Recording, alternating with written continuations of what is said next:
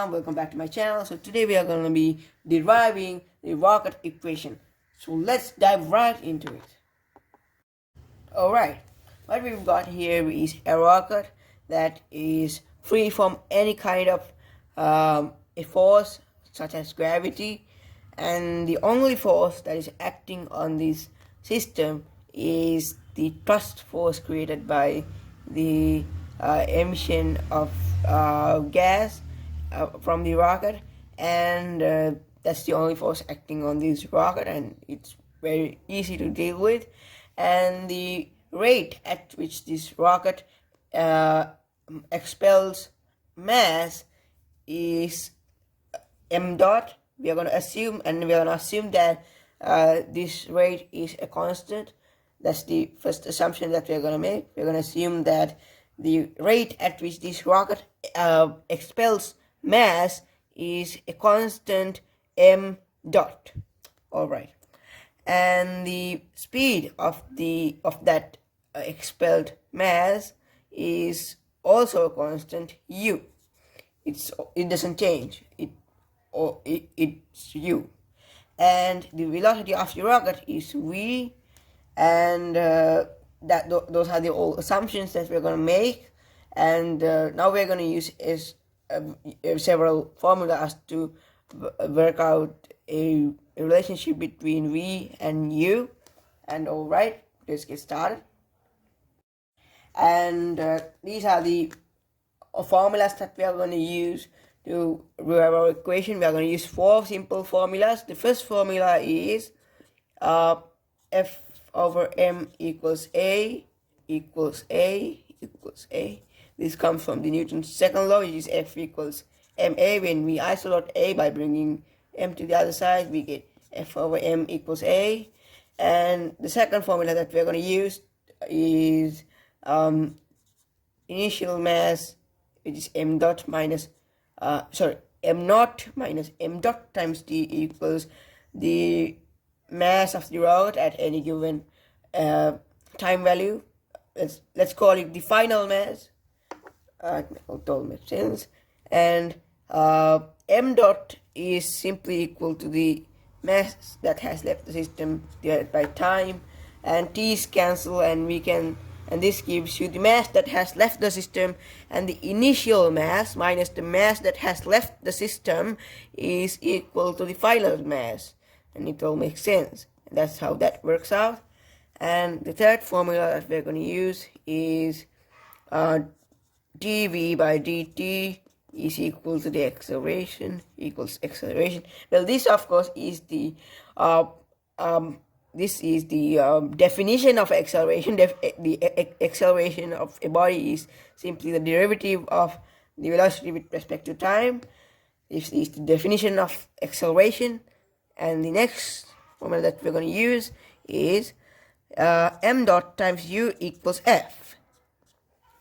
The force F stands for the first force exerted on this rocket, and m dot is equal to m divided by t, and that is same as u divided by t times m, and velocity divided by time is acceleration, and ma is equal to f, and that's how that works out. And these are all four formulas that we're going to use to derive our equation. Alright, so we start by solving for the acceleration, and the acceleration of this rocket is equal to the force of the rocket divided by force exerted on the rocket divided by its mass, and the force exerted on this rocket is equal to m dot times u, which is the thrust force as I mentioned you before, and this divided by the mass of the rocket, which is m dot minus m naught minus m dot times t, is equal to the acceleration. And by only knowing the acceleration, how do we solve for the velocity? Well, acceleration is simply the derivative of velocity with respect to time. So how do we reverse this operation? Well, we can do that by integrating this thing with respect to time. Remember, integration is the inverse operation of differentiation. So if we get the integral of, if we differentiate something with respect to time, and then we integrate that thing with respect to time, we're going to end up with the same thing. So these two cancel and we get the velocity. And the integration limits are 0 and t. T is the time period. And we are going to use that concept to solve for the velocity. And the velocity is equal to the time integral of this. The integration limits are 0 and t. And I'm going to rewrite this expression in the middle of the board. So here we have it. So the first thing that we can notice is that m dot times u is a constant. So we can take that out of our integral. It's much easier to solve this integral. So when we have this kind of an integral, the first thing that we need to do is we need to divide. The way how we integrate this kind of function is we divide this whole sum by the derivative of this thing, of the denominator of this fraction, and then we take the natural log of this. Why?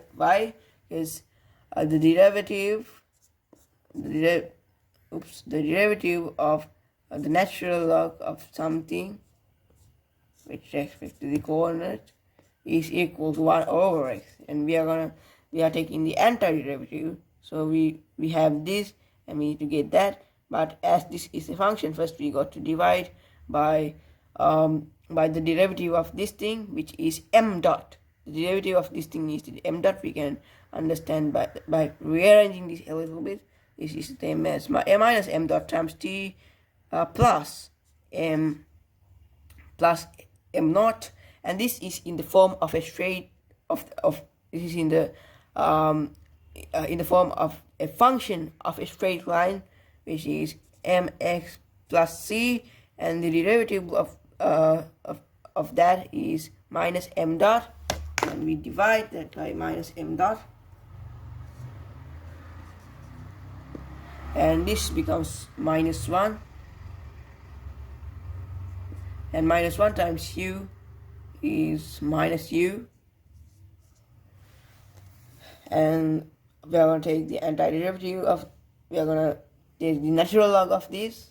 Now ln of m dot times m naught minus m dot times t, and the integration limits are 0 and t, and first we replace t with simple t, and we subtract that by the natural log of